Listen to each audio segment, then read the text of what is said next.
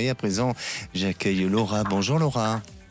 Bonjour Alexandre, merci de m'accueillir à l'antenne. Merci à vous et bienvenue à l'antenne donc de Sud Radio. Laura, vous nous appelez des Yvelines, en région parisienne, et vous avez... Une vous êtes... adolescente. Oui, très bien. Qui a quel âge? Qui a 15 ans. Qui a 15 ans, et vous vous inquiétez pour votre fille. Oui, voilà. Qui est parfois pénible, parfois adorable. Et surtout, elle a un problème alimentaire, une espèce d'orthodoxie alimentaire. Elle fait toujours très attention à ce qu'elle mange. Ça devient pénible. Oui. Et parfois, je ressens chez elle des moments de tristesse. Oui. Et puis par d'autres moments, elle est très enthousiaste. Elle a plein de projets. Mais bon, ça, c'est fluctuant. D'accord. Alors, votre inquiétude aujourd'hui, elle vient plus par le fait de la manière dont elle s'alimente, c'est ça? Oui. En tout cas, c'est peut-être qu'elle exprime ses angoisses par l'alimentation. Complètement. Alors, je ne sais pas, vous savez qu'on est dans une période ou dans une génération aujourd'hui, on est beaucoup sur l'image. Je ne sais pas, je peux pas dire si c'est la bonne ou mauvaise image, mais en attendant les réseaux sociaux ou autres, est-ce que elle-même a une bonne attitude avec les réseaux sociaux sur la manière dont elle utilise ses réseaux sociaux? Oh, elle est addicte comme tous les jeunes de son âge. Oui. Et est-ce qu'elle s'identifie pas à des personnes? Est-ce que, à un moment donné, vous avez avec l'IA, l'intelligence artificielle aujourd'hui, ça donne une autre image, ça fausse pas mal de choses. Est-ce que justement, elle n'est pas en train de tomber dans ce piège-là ou pas? Je ne sais pas. Vous ne savez pas. Là, quel est son comportement et son attitude avec les réseaux sociaux? Avec les réseaux sociaux, j'ai l'impression qu'elle s'inspire, elle prend beaucoup d'informations. Mais elle a des amis autour d'elle, elle a des amis, elle a une vie sociale et avec des amis, elle fait du sport, elle a des activités?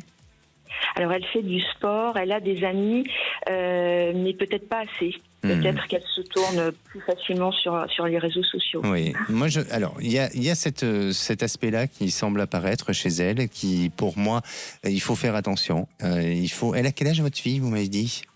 15 ans. 15 ans. Bon, elle est encore sous votre responsabilité et je pense qu'il faut peut-être essayer de durcir un peu les choses ou d'être vigilante et de surveiller ce qu'elle visionne et ce qu'elle regarde sur les réseaux sociaux pour voir la manière dont elle s'identifie et tout ça. Et puis, il y a une deuxième chose, il y a une notion d'abandon. Il y a une notion d'abandon et vous êtes séparés du papa ? Oui. Est-ce que il y a eu chez elle alors il y a deux choses qui semblent apparaître. Est-ce que à un moment donné il y a eu un sentiment qu'elle n'a pas été aimée à sa juste valeur avec son papa, ou est-ce qu'il y a eu un manque d'affection venant du père? Peut-être un manque de présence. De présence, d'accord. Et vous, quand vous l'avez eue, quand elle est arrivée dans ce monde, est-ce que vous avez eu, à un moment donné, vous avez eu des fragilités, il y a eu une faiblesse? Est-ce que vous avez pu pouvoir vous en occuper convenablement, ou il y a eu quelque chose d'un point de vue émotionnel qui aurait pu vous fragiliser? Je m'en suis toujours très bien. Laura, on vous a perdu, je crois que là... On vous a un petit peu perdu. Oui, pardon. Oui. Peut-être qu'il pouvait y avoir une fragilité émotionnelle, une forme de dépression, oui, c'est possible. Au moment de l'arrivée de votre enfant, d'accord. Parce que je pense qu'il y a ça, il y a une mémoire ancienne, donc si on parle de mémoire cellulaire, mais il y a une mémoire ancienne qui fait que votre enfant a capter cette information émotionnelle comme une petite peur de l'abandon. Ça ne veut pas dire que vous l'avez abandonné, ça ne veut pas dire que son papa l'a abandonné, mais il y a ça qui semble ressortir. Et aujourd'hui, au niveau de l'alimentation, après, même si elle est très sélective, on peut être sélectif. Le principal, c'est d'avoir une bonne alimentation. Et si elle sait faire la part des choses d'une alimentation qui nourrit le corps et qui apporte tous les apports nécessaires pourquoi pas, si elle a envie d'avoir la ligne, si elle a envie de rester mince ou autre. Mais il faut qu'elle s'accompagne aussi d'une activité sportive parce qu'elle a 15 ans et que son corps a besoin d'être formé.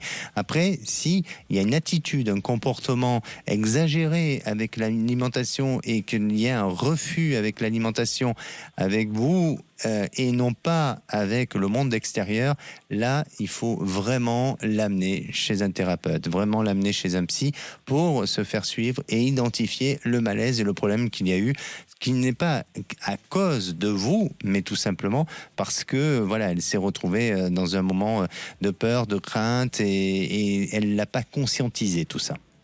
D'accord. Ça va se résoudre.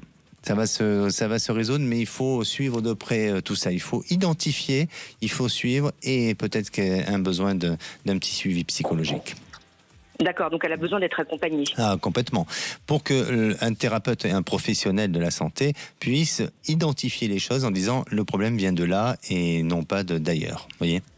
Moi, ce que je vous souffle et ce que je vous insuffle, c'est ce que je pressens et ce que je ressens. Mais après, bien sûr que c'est au domaine de la santé et de la psychologie pour justement valider tout ça. D'accord ?